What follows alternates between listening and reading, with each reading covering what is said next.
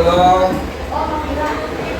pembelajaran kita mulai, mari kita berdoa agar proses pembelajaran kita pada hari ini berjalan lancar dan diberi kemudahan oleh Allah SWT, dan kita diberi pemahaman untuk bisa mendapatkan ilmu pengetahuan. Ya, silakan kelasnya memimpin.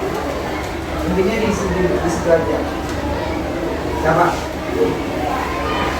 Jadi, baik teman-teman, sebelum kita melaksanakan pembelajaran hari ini, alangkah baiknya kita membaca Al-Fatihah terlebih dahulu. Membaca Al-Fatihah mulai.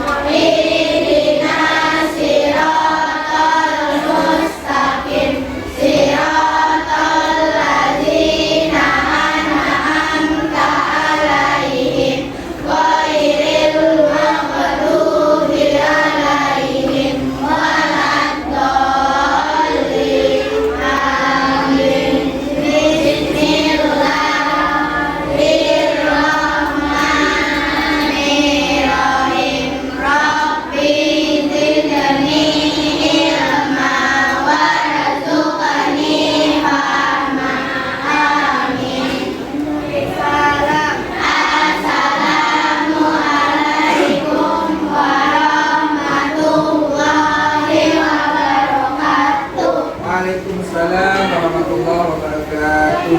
Baik, terima kasih.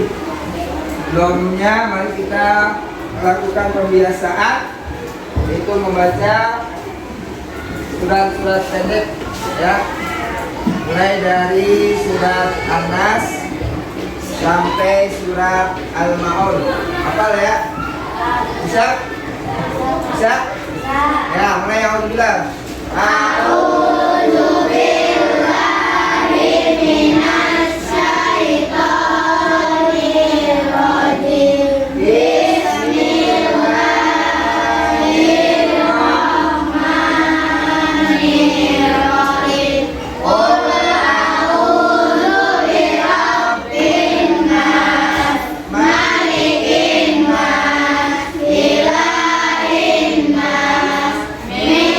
syarril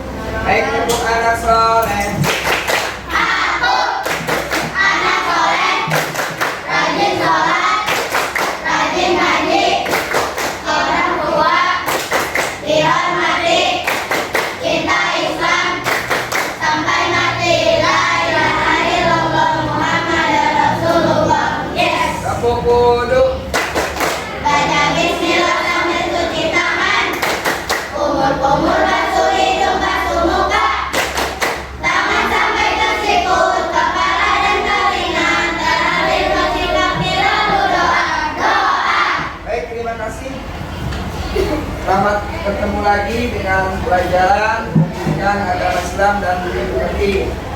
Pada hari ini kita akan mempelajari materi Aku Anak Soleh dengan subtemanya hormat dan patuh kepada orang tua dan guru. Ya. Tapi sebelumnya, mari kita ulang dulu pelajaran yang minggu lalu, yaitu tentang perilaku amanah. Siapa yang tahu apa arti amanah ya? Ya, dapat dipercaya. Ada lagi selain arti dapat dipercaya? Apa amanah? Amanah adalah titipan atau kepercayaan. Kembali kepada pelajaran kita hari ini. Jadi amanah sudah paham ya? Amanah itu adalah titipan atau kepercayaan yang diberikan oleh seseorang kepada kita supaya kita menjalankan secara bertanggung. Itu namanya amanah.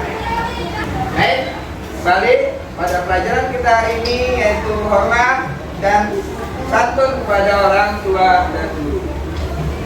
Ya, perhatikan. Apakah orang tua kita? Di rumah siapa orang tua kita? Ibu dan ayah, atau ayah dan bunda, mama dan papa, atau Umi dan Abi. Boleh ya, sesuai panggilan kalian masing-masing di rumah. Yang penting jelas fungsinya orang tua itu ada sebagai ayah, ada juga sebagai ibu. Nah, pada materi ini kita akan memiliki tujuan dalam pembelajaran kita hari ini. Apa saja tujuannya? Ya. Satu, perilaku hormat kepada orang tua, guru, dan keluarga adalah cerminan dari iman. Jadi kita melakukan perilaku hormat dan santun kepada orang tua dan guru, ini merupakan cerminan dari keimanan.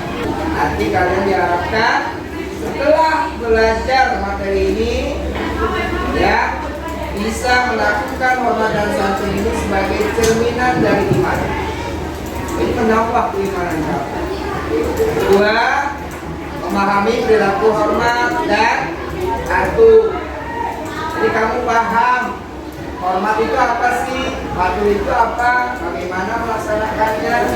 Kemudian yang ketiga, menunjukkan perilaku hormat dan patuh sehari-hari dalam kehidupannya, bisa menunjukkan perilaku hormat dan patuh itu seperti ini. Yang keempat, memberikan contoh perilaku hormat dan patuh pada orang tua, guru, dan anggota keluarga. Jadi menjadi apa? Public figure, contoh teladan kepada orang lain. Wah, saya adalah orang atau seorang anak yang selalu patuh dan taat serta menghormati orang tua, guru, dan keluarga. Ya, inilah tujuan pembelajaran hari ini. Kita lanjut.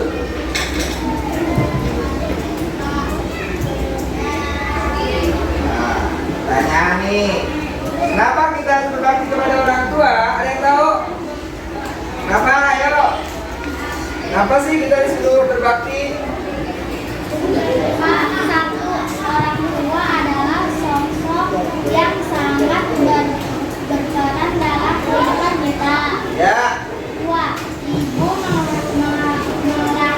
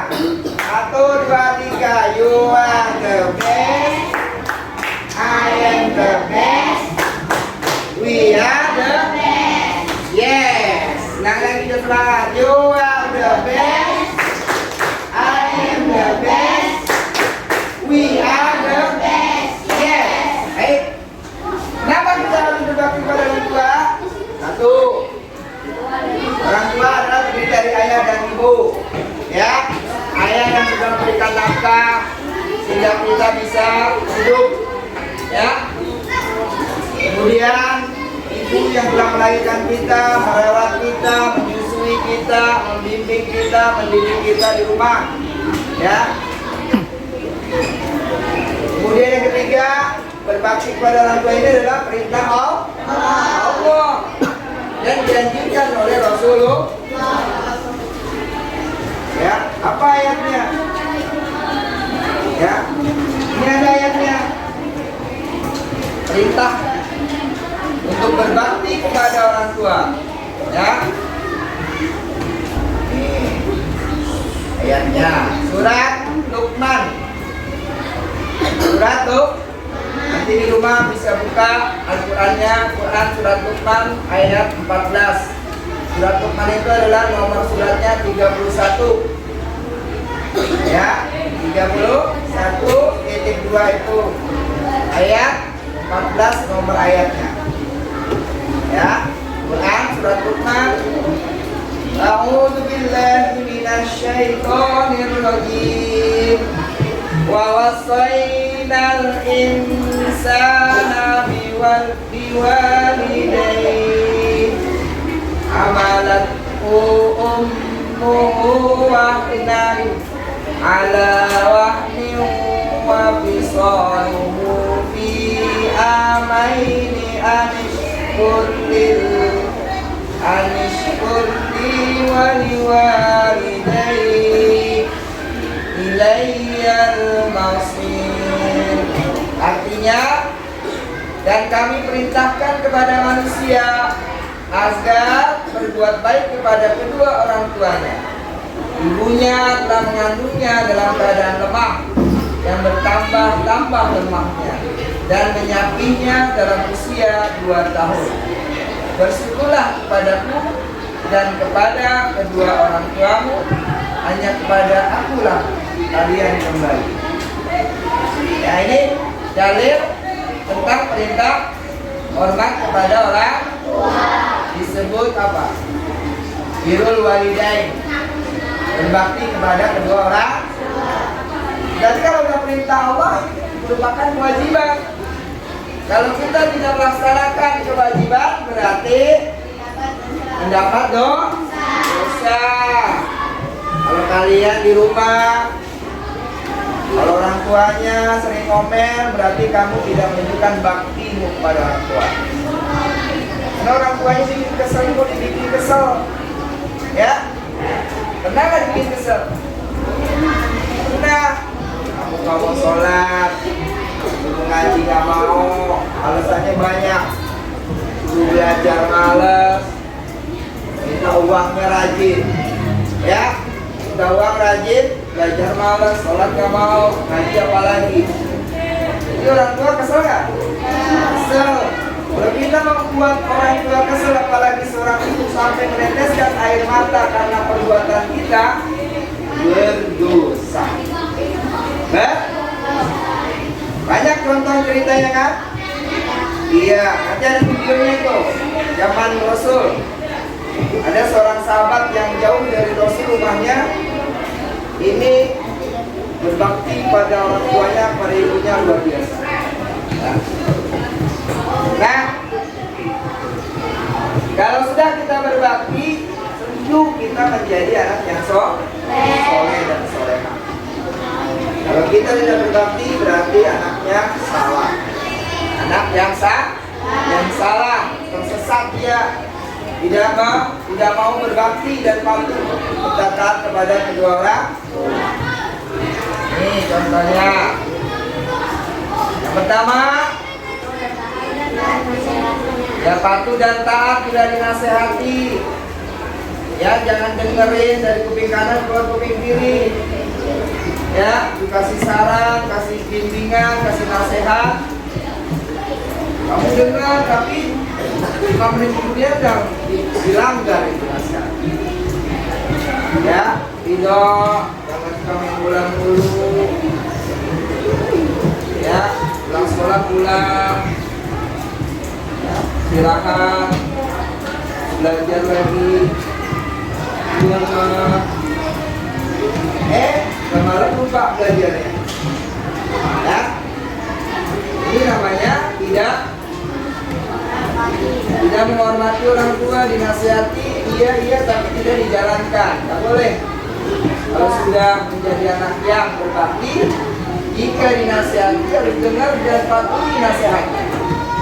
Kalau mau ingin menjadi anak yang kedua, contoh sikap berlakunya adalah rajin sholat dan belajar untuk memenuhi harapannya. Jadi kalian harus rajin menunjukkan kalian berbakti itu dengan cara rajin belajar, rajin sholat, rajin ngaji. Ya, walaupun orang tua nggak nyuruh, biasakanlah rajin sholat setiap hari minimal 5 waktu sehari semalam. Ya, karena ini perintah Allah sholat. Ketiga, membantu, sering rajin membantu orang tua di rumah sesuai kemampuan. Ya, sesuai kemampuan ini misalnya, ya, disuruh ngepel, bagusnya ngepel, aja dia mau. Tak boleh, harus bisa nyapu, bisa ngepel. Walaupun kita seorang laki-laki, harus bisa nyuci piring, harus bisa. Ya, ngepel, nyapu, nyuci harus bisa. Ya, jangan hanya anak perempuan doang. Keempat, lalu ingin ingat mendoakannya. Doa kedua orang tua hafalkan? Coba, Bismillahirrahmanirrahim. Rabbil birri wali walidayya warhamhuma kama rabbayani shaghira. Amin. Inilah doa untuk kedua orang tua kita. Harus didoain setiap hari, habis sholat, ya, habis ikhlas doanya. Apalagi orang tuanya yang maaf kalau sudah ada yang tiada, didoain. Wabil kubi berbedaya warhamhuma kama rabbayani shaghira. Ya Tuhanku, ya Allah, ya Tuhanku, ampunilah dosa kedua orang tuaku, sayangilah mereka sebagaimana mereka menyayangiku di waktu kecil. Coba masih ingat gak kalian di waktu kecil? Orang tua kita, ya, senangnya minta ampun. Waktu masih bayi, lalu digendong, mana-mana digendong. Tidak ada orang tua waktu saat bayinya dibiarin aja, nggak ada. Kalau nangis disusui oleh ibu, kalau ngokol diganti popoknya. Ya, orang tuanya, bapaknya senang sekali melihat anaknya. Makin lama menjadi anak-anak, ya, kelas 1, kelas 2, kelas 3, kelas 4, kelas 5, akhirnya mengalami perubahan fisik ya. Mengalami nggak perubahan fisik? Itulah makhluk hidup selalu berubah, ya. Dari anak-anak, dari bayi, anak-anak, anak-anak remaja, dewasa orang tua kembali lagi, ya. Dari ada kembali nggak ada. Untuk itu mari kita selalu berbakti dan menghormati kepada orang tua. Kalau nggak ada orang tua, tidak mungkin kita bisa hadir di dunia ini. Ya. Lanjut.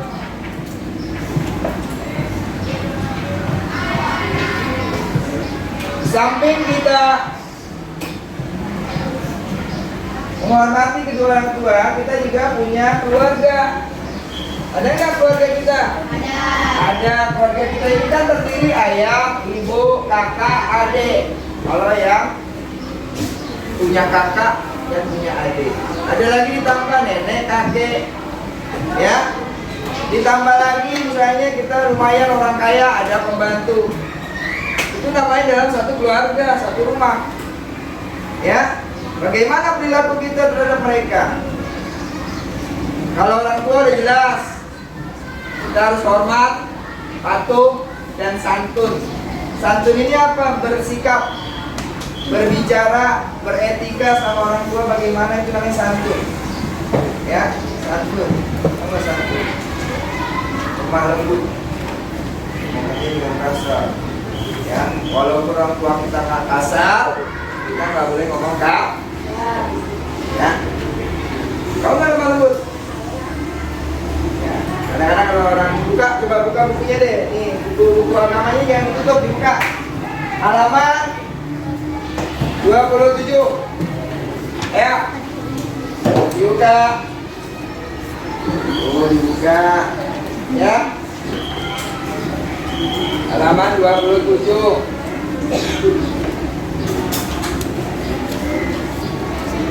Bagaimana menunjukkan kita hormat kepada keluarga?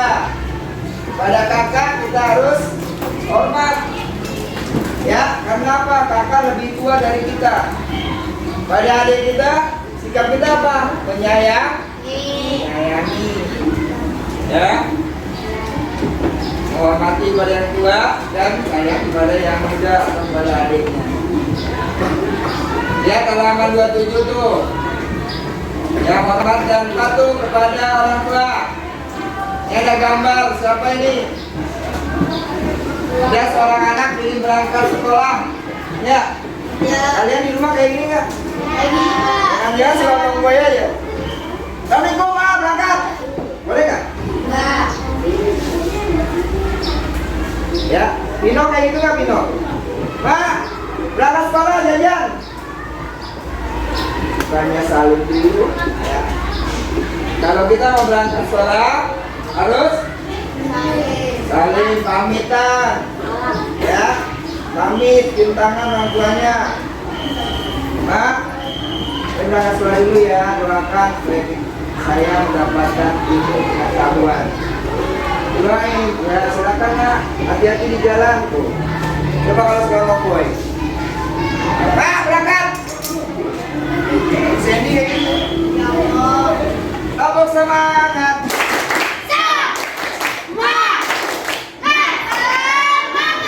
Ya, mari semangat. Ya, lihat pelajaran orang tua juga semangat repot ini. Ya. Ya, Pak ini lihat gambarnya halaman 27. Ini seorang anak mau berangkat sekolah, mau berangkat main.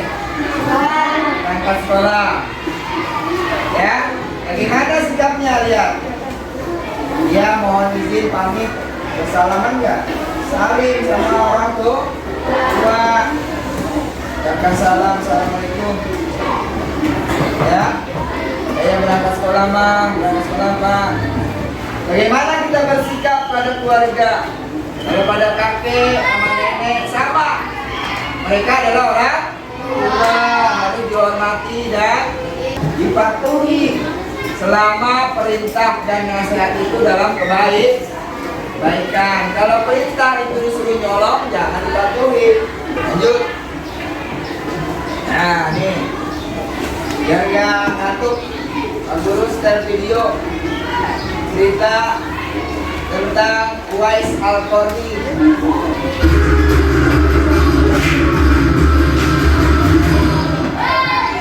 Kisah Uwais Al-Qarni, pemuda yang terkenal di langit.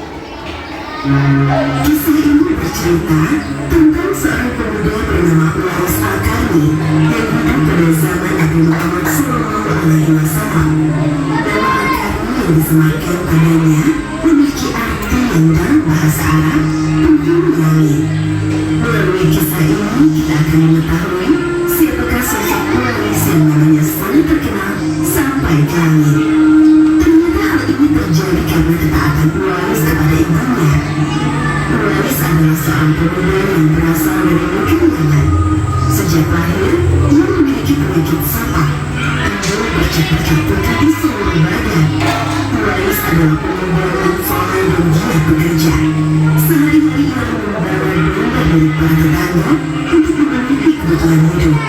Uwais tinggal berdua dengan ibunya yang lumpuh dan buta. Walaupun hidup miskin, Uwais yang ibunya, Uwais sangat termenung sambil berpikir. Aku sangat ingin menunjukkan permintaanmu. Mohon berubah sabar sampai saat itu tiba. Aku akan mencari cara agar kita bisa pergi ke Mekah untuk melaksanakan ibadah haji. Terima kasih, Nana. Ibu Uwais sangat bahagia dan memeluk Uwais sampai menangis. Ya Allah, bagaimana cara hamba membawa hamba yang benar mereka untuk pergi ke Mekah? Sedangkan jarak dari Nana ke Mekah sangat jauh, melewati padang pasir yang tandus. Biasanya orang-orang pergi ke sana menggunakan unta. Seekor domba pun aku tidak punya, apalagi unta. Uwais terus berpikir dan akhirnya menemukan suatu ide. Keesokan harinya, Uwais menemui pemilik domba dan membeli satu ekor domba untuk dipelihara. Namun uangnya hanya cukup untuk membeli satu ekor anak domba yang kecil.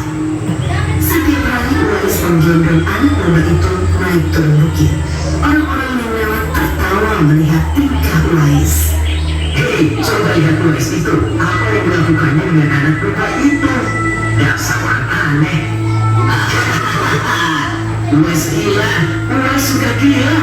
Uwais tidak mendengarkan cemohan dari orang-orang. Saat ini yang ada di pikirannya adalah ibunya. 8 tahun berlalu dan tibalah pada musim haji. Anak domba Uwais semakin bertambah besar. Beratnya mencapai 100 kg. Begitu pula dengan Uwais. Badannya semakin kekar dan bertenaga. Berkat latihan setiap hari, beban berat yang dipikulnya tidak terasa lagi. Sekarang semua orang tahu bahwa apa yang dilakukan Uwais adalah bentuk pengorbanannya kepada sang ibu. Uwais menggendong ibunya sambil berjalan kaki dari Yaman menuju Mekah. Subhanallah, alangkah besar cinta Uwais kepada ibunya itu. Sesampai di Mekah, Uwais tetap menggendong ibunya untuk bertawaf di Ka'bah. Di hadapan Ka'bah, ibu dan anak itu berdoa. Ya Allah, ampunilah semua dosa ibuku. Bagaimana dengan dosamu, anakku? Dengan terampuninya dosa ibu, maka ibu akan masuk surga. Cukuplah ridho ibu yang mengantarkanku ke surga.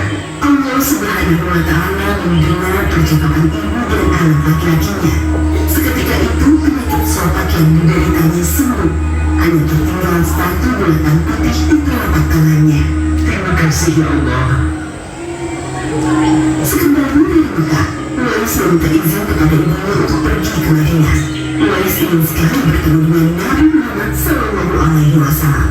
Dengan berat hati, ibunya mengizinkan Uwais berangkat. Setelah urusanmu selesai, cepat pulang ya nak. Sesampainya di Madinah, Uwais segera mencari rumah Nabi Muhammad SAW. Setelah menemukan, ia menutup pintu dan mengucapkan salam. Keluarlah istri Nabi, Aisyah radhiyallahu anha, seraya membalas salamnya. Apakah saya bisa bertemu dengan Rasulullah SAW? Maaf sekali, Nabi sedang tidak berada di rumah. Beliau sedang berperang dan tidak tahu pasti kapan kembali. Mungkin sebulan atau beberapa bulan lagi. Uwais dihadapkan pada dua pilihan, menunggu kedatangan Nabi atau segera pulang ke Yaman. Bayangan sang ibu yang telah muncul di benaknya. Baiklah kalau begitu, saya pamit. Ada seorang ibu yang tidak bisa saya tinggal lama-lama di rumah. Sampaikan salam saya kepada Rasulullah SAW jika beliau sudah kembali dari perang. Terima kasih. Uwais kembali ke Yaman dengan perasaan haru dan sedih. Di satu sisi Uwais sangat ingin bertemu dengan Nabi Muhammad SAW. Namun di sisi lain, ia sangat mengkhawatirkan kondisi ibunya. Akhirnya ia memilih untuk segera pulang ke Yaman. Peperangan telah usai dan Nabi Muhammad SAW pulang ke Madinah. Aisyah radhiyallahu anha menceritakan perihal pemuda yang mencari beliau. Nabi mengatakan bahwa Uwais adalah pemuda yang sangat taat kepada ibunya. Karena ketaatan kepada ibunya itu, nama Uwais sangat terkenal di kalangan penduduk langit. Seperti tersebut dalam hadis Sahih Muslim Syarah An-Nawawi nomor 2542 dikatakan bahwa sebaik-baiknya tabi'in adalah Uwais Al-Qarni. Saat Nabi Muhammad SAW berbincang-bincang dengan Umar bin Khattab dan Ali bin Abi Thalib, beliau menceritakan tentang sosok Uwais. Apabila kalian bertemu dengan Uwais, mintalah doa dan istighfar kepadanya. Dia adalah penghulu langit. Perhatikan di telapak tangannya adalah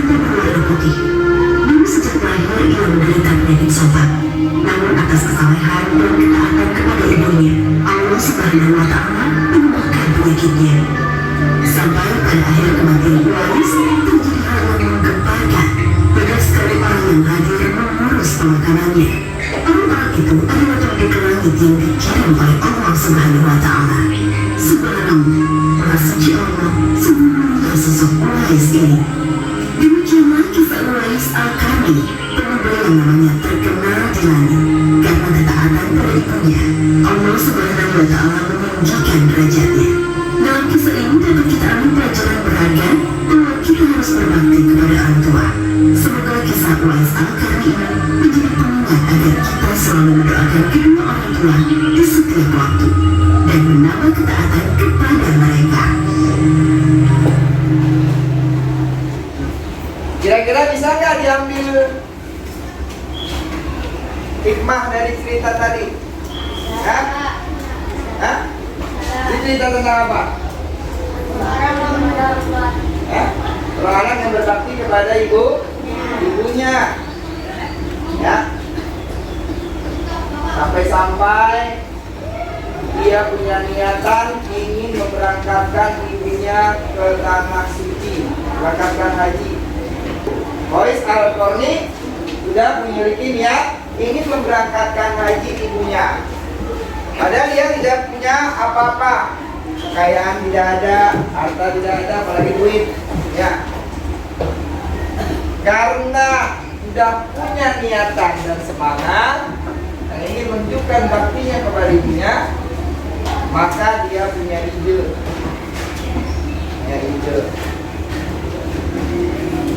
Ibunya ini tidak bisa berjalan, lumpuh.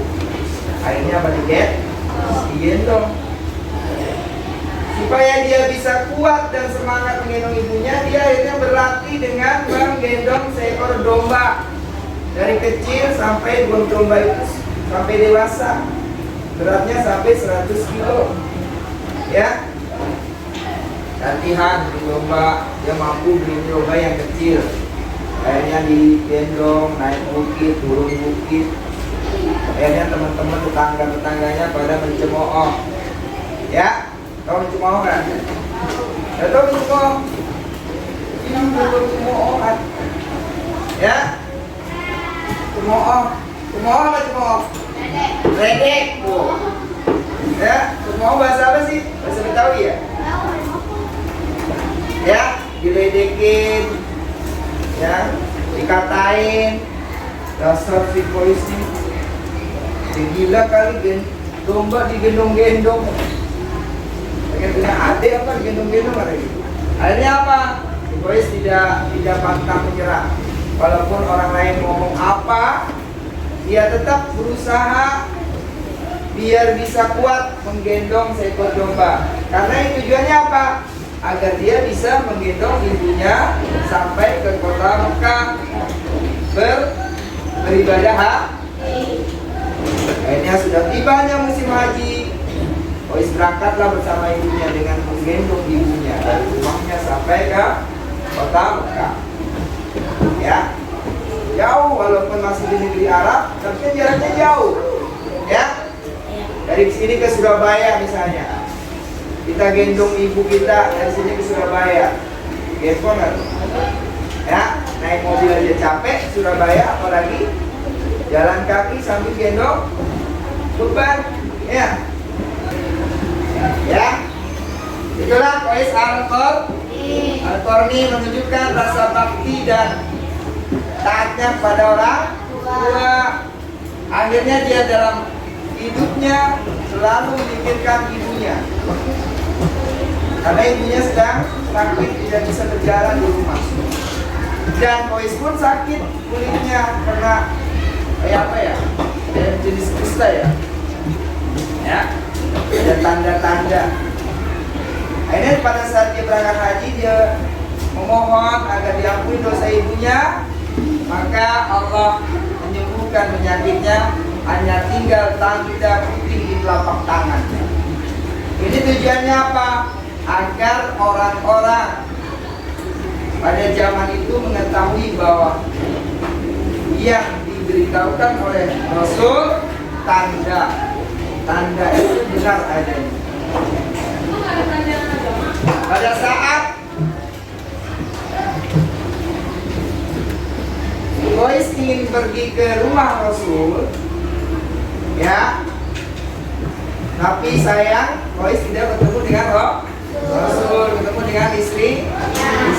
Akhirnya Kois memohon salam agar disampaikan salam kepada Rasul. Kalau anak sudah berbakti pada orang tua, pasti dia patuh kepada Allah. Ya kan?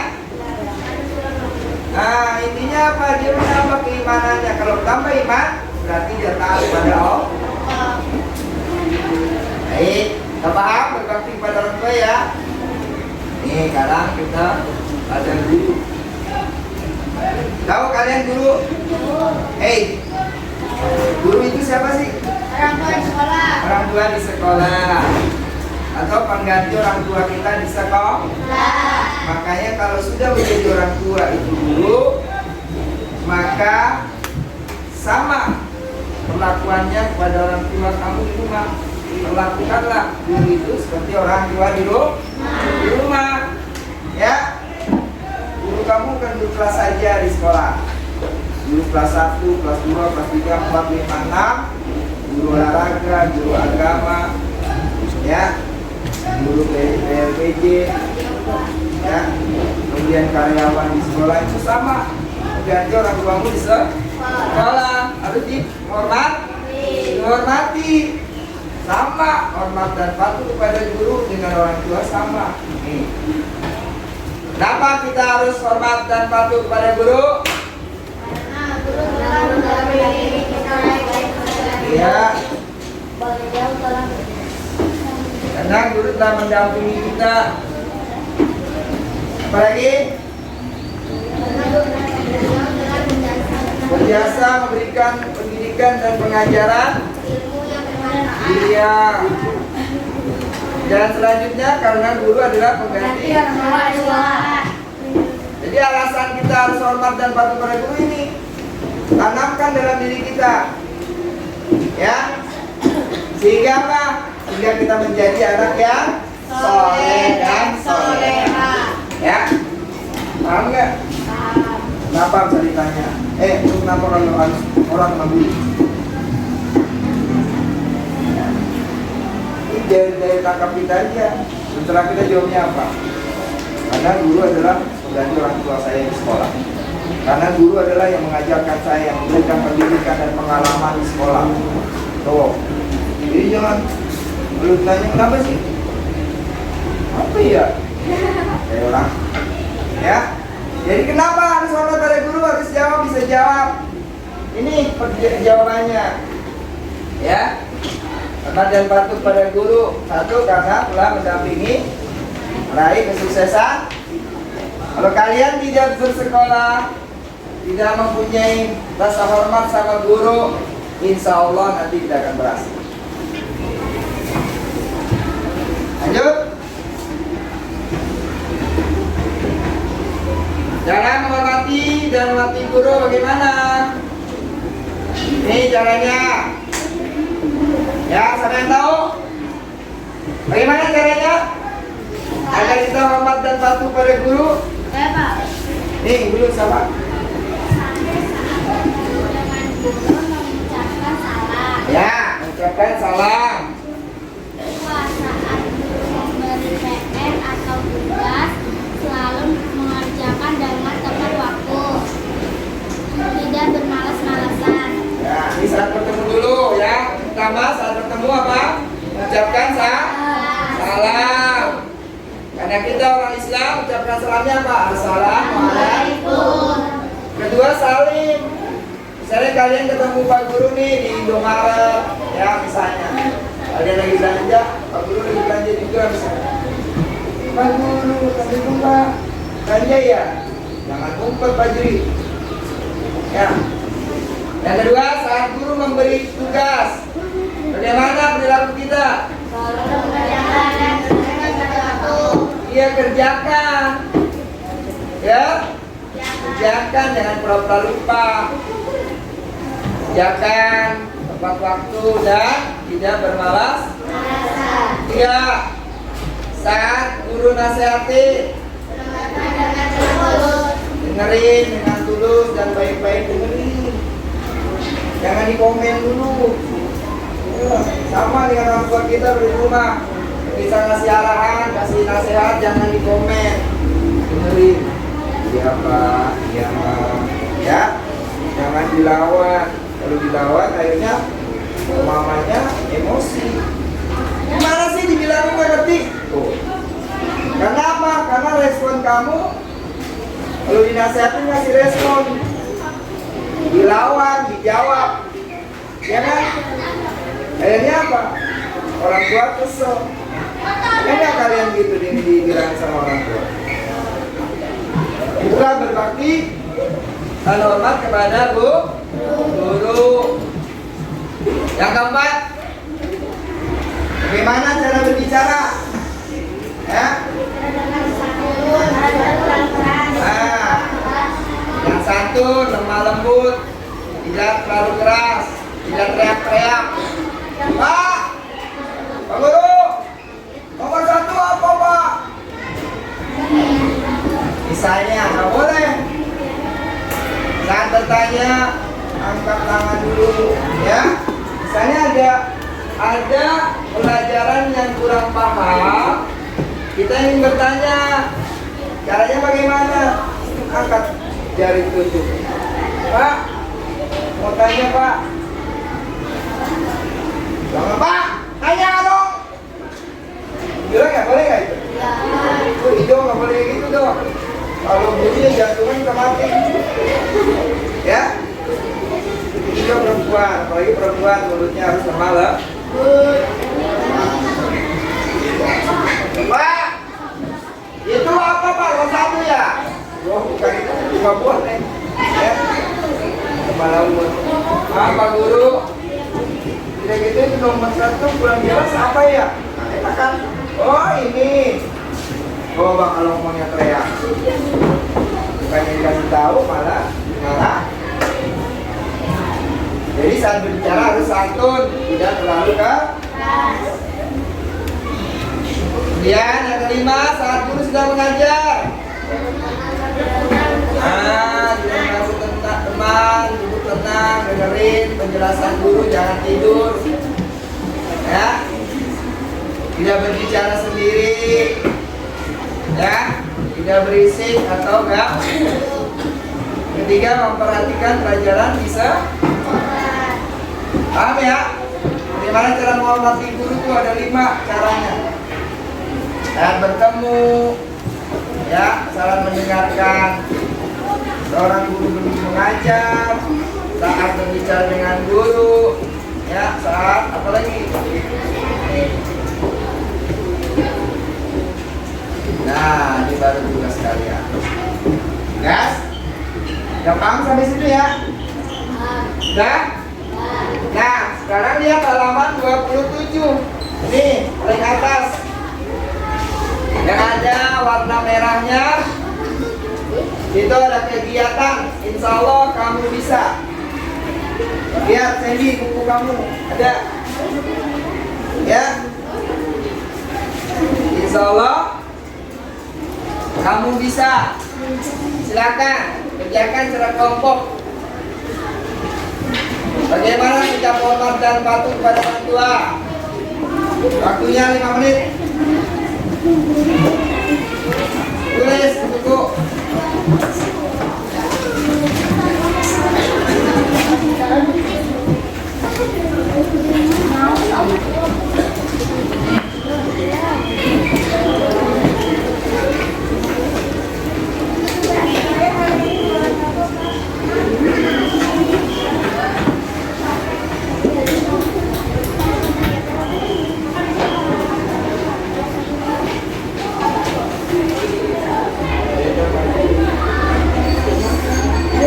LKS, lembaga kerja siswa ini ya. Terus juga nanti presentasikan ke depan masing-masing kelompok. Ya, masing-masing kelompok sudah selesai. Kelompok, ya kamu sini. Perhatikan, ini kelompok 2 akan mempresentasikan jawaban hasil diskusinya. Ya, kegiatan siswa silakan.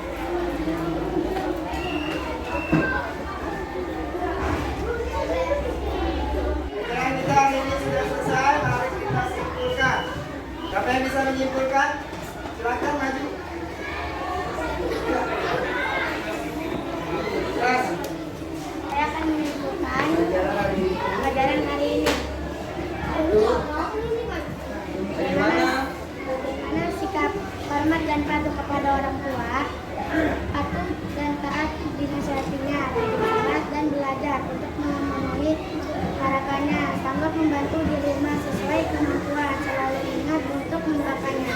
Bagaimana sikap hormat dan patuh kepada guru? Mengucapkan salam. Assalamualaikum. Bersalam dengan mencium tangannya. Memperhatikan wajah berseri-seri saat guru memberi tugas. Baik, terima kasih. Pelajaran hari ini tentang hormat dan patuh pada orang tua dan guru. Mari kita selalu membiasakan menghormati dan menghargai orang tua. Patuhi, taati nasihatnya, perintahnya, ya. Selama perintah itu baik buat hidup kita. Terima kasih atas perhatiannya, ya. Kita akhiri pelajaran hari ini dengan sama-sama baca hamdalah. Ayo. Alhamdulillahirabbil alamin. Mari kita baca doa untuk majelis. Bismillahirrahmanirrahim. Subhanallahumma wa bihamdika asyhadu an la ilaha illa anta astaghfiruka wa atubu ilaik. Baik, terima kasih. Mari kita berdoa bersama-sama yang nanti akan dipimpin oleh ketua kelas kita, ya. Sebelum mengucapkan banyak terima kasih atas perhatian kalian, mohon maaf jika ada kata-kata yang kurang berkenan di hati kalian semua, ya.